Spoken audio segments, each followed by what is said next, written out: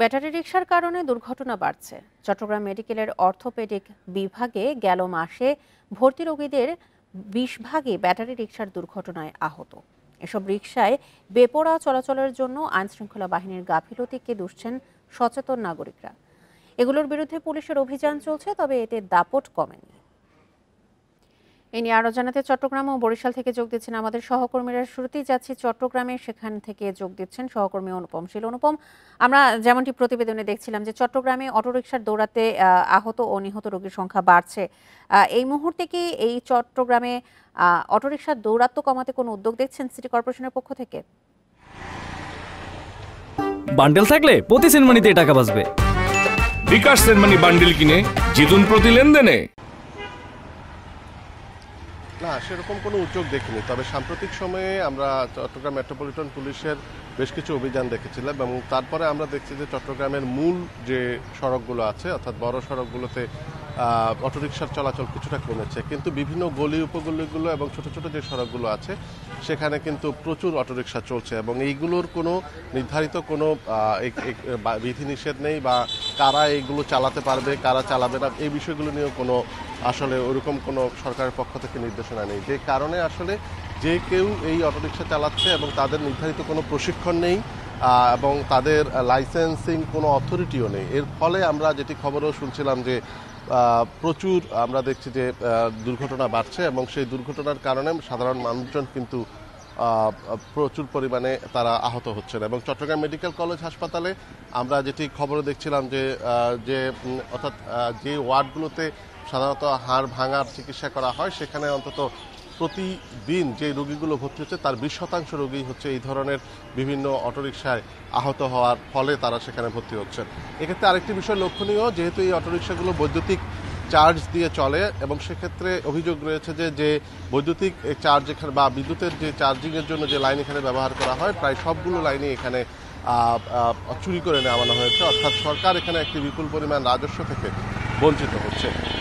তো সেই প্রেক্ষাপটে চট্টগ্রাম সিটি কর্পোরেশন এবং চট্টগ্রাম মেট্রোপলিটন পুলিশের একটি ঘোষণা ছিল যে মূল সড়কগুলোতে এটি চালানো যাবে না, কিন্তু তারপরেও সেটি আমরা দেখছি যে বিশেষ করে বিকেলের পর থেকে সন্ধ্যা বা রাতে এই অটোরিকশাগুলো মূল সড়কে উঠে যাচ্ছে। এক্ষেত্রে কয়েক দফা আমরা গত সপ্তাহে এই অটোরিকশা বিরোধী বেশ কিছু অভিযান দেখেছিলাম। সেক্ষেত্রে এই অভিযানের পরে অটোরিকশা মালিক শ্রমিকদের সাথে পুলিশের সংঘর্ষও হয়েছে এবং সবচেয়ে আরেকটি বিষয় হচ্ছে যে এই যে অভিযানটি চালানো হয় সেখানে আমরা দেখছি নির্ধারিত কিছু জরিমানা নিয়ে আবার সেই অটোরিকশা পথে ছেড়ে দেওয়া হচ্ছে, অর্থাৎ এই অটোরিকশার সংখ্যা কমিয়ে আনার ব্যাপারে যে উদ্যোগটি নেওয়া দরকার ছিল সেটি আসলে প্রশাসনের পক্ষ থেকে ওইভাবে নেওয়া যাচ্ছে না, যার ফলে এই অর্থাৎ অনিয়ন্ত্রিতভাবে এই অটোরিকশার দৌরাত্ম্য বাড়ছে, মানুষ আহত হচ্ছে এবং স্বভাবতই ভোগান্তিও বাড়ছে। অনুপম শীল, আপনি আমাদের সঙ্গে থাকুন। এবার আমরা যাচ্ছি বরিশালে, সেখান থেকে যোগ দিচ্ছেন আমাদের সহকর্মী আল আমিন। আমরা যেমনটি চট্টগ্রামে দেখছিলাম, বরিশালে ব্যাটারি রিকশার সংখ্যা কেমন? এইখানে কি সিটি কর্পোরেশনের পক্ষ থেকে কোনো নির্দেশনা রয়েছে কখন কারা বা কিভাবে এটি চালানো যাবে, বা এই অটোরিকশা বন্ধে কি কোনো উদ্যোগের কথা বলা হয়েছে?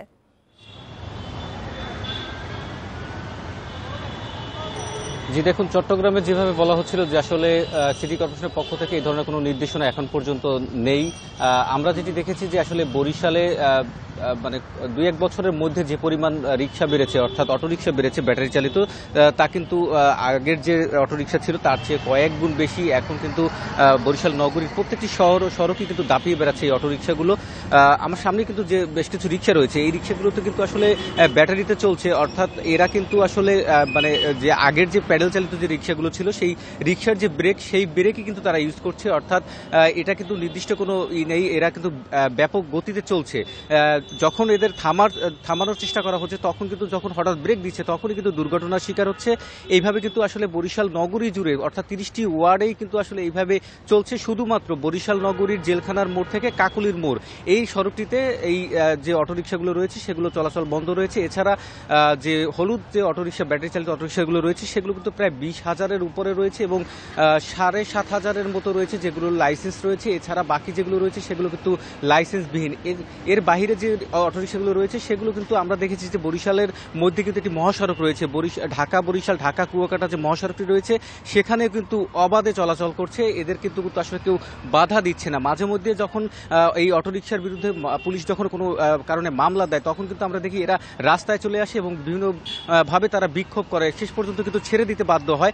যেহেতু কোনো আইন নেই, যেহেতু কোনো এদের বিরুদ্ধে কোনো ব্যবস্থা নেওয়া যাচ্ছে না, যার ফলে কিন্তু আসলে বরিশাল নগরীতে প্রায় সময় ধরে কিন্তু আসলে প্রতিদিনই বাড়ছে এই অটোরিকশার দৌরত্ব। আমরা এই অটোরিকশা যারা